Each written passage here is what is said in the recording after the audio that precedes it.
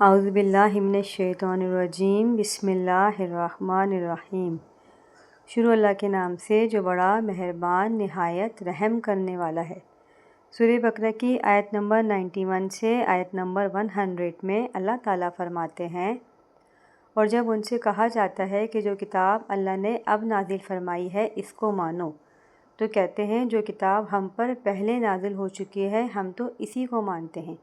یعنی یہ اس کے سوا اور کتاب کو نہیں مانتے جبکہ وہ سراسر سچی ہے، اور جو ان کی آسمانی کتاب ہے اس کی تصدیق بھی کرتی ہے۔ ان سے کہہ دو کہ اگر تم صاحب ایمان ہوتے تو اللہ کے پیغمبروں کو پہلے ہی کیوں قتل کیا کرتے، اور موسیٰ تمہارے پاس کھلے ہوئے معجزات لے کر آئے تو تم ان کے کوہ طور پر جانے کے بعد بچڑے کو معبود بنا بیٹھے، اور تم اپنے ہی حق میں ظلم کرتے تھے۔ اور جب ہم نے تم لوگوں سے عہد لیا اور کوہ طور کو تم پر اٹھا کھڑا کیا اور حکم دیا کہ جو کتاب ہم نے تم کو دی ہے اس کو زور سے پکڑو، اور جو تمہیں حکم ہوتا ہے اس کو سنو، تو وہ جو تمہارے بڑے تھے کہنے لگے کہ ہم نے سن تو لیا ہے لیکن مانتے نہیں، اور ان کے کفر کے سبب بچڑا گویا ان کے دلوں میں رچ گیا تھا۔ اے پیغمبر ان سے کہہ دو اگر تم مومن ہو تو تمہارا ایمان تم کو بری بات بتاتا ہے۔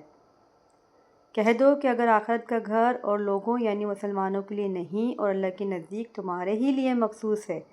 تو اگر سچے ہو تو موت کی آرزو تو کرو، لیکن ان اعمال کی وجہ سے جو ان کے ہاتھ آگے بھیج چکے ہیں یہ کبھی اس کی آرزو نہیں کریں گے، اور اللہ ظالموں سے خوب واقف ہے۔ بلکہ ان کو تم اور لوگوں سے زندگی میں کہیں زیادہ لالچی دیکھو گے، یہاں تک کہ مشرکوں سے بھی۔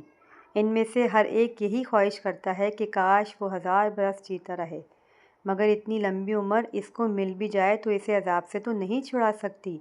اور جو کام یہ کرتے ہیں اللہ ان کو دیکھ رہا ہے۔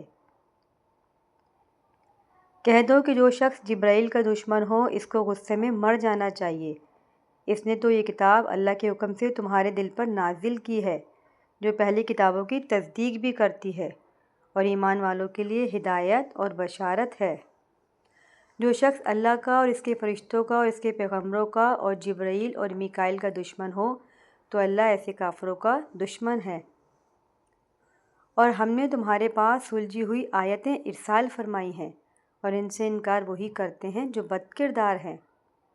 ان لوگوں نے جب اللہ سے عہد کیا تو ان میں سے ایک فریق نے اس کو کسی چیز کی طرح پھینک دیا،